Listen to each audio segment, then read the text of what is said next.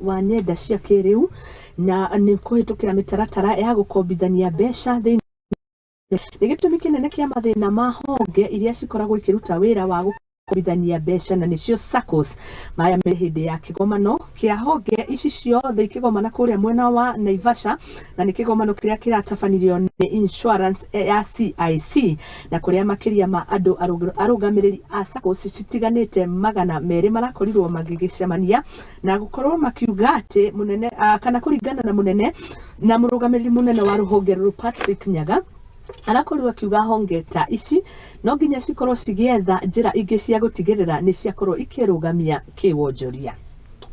There are a lot of rights management, finance and strategy support, capacity building. I think one of the key challenges that is facing saccos and cooperatives, as usual, just like for any other business, is competition.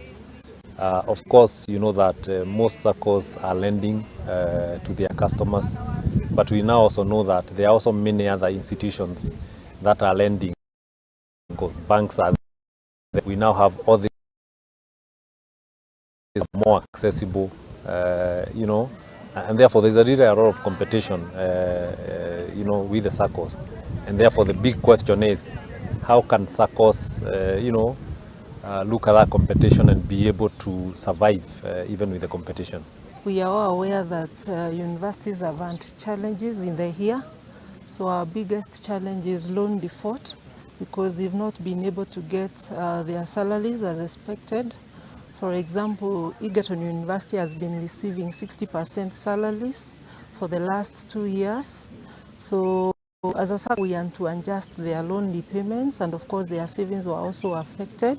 So that's our biggest challenge, but we are also learning that we need to create more value for our customers. We need to move from the fact that they can only survive with salaries.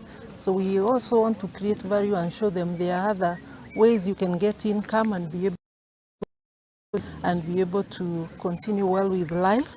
Focus more on our customers. What is it that our customers are looking for? So we should be more driven by the customer needs, the customer aspirations. So when we are designing our products, when we are delivering our services, that one should be informed. Laws are built around membership, and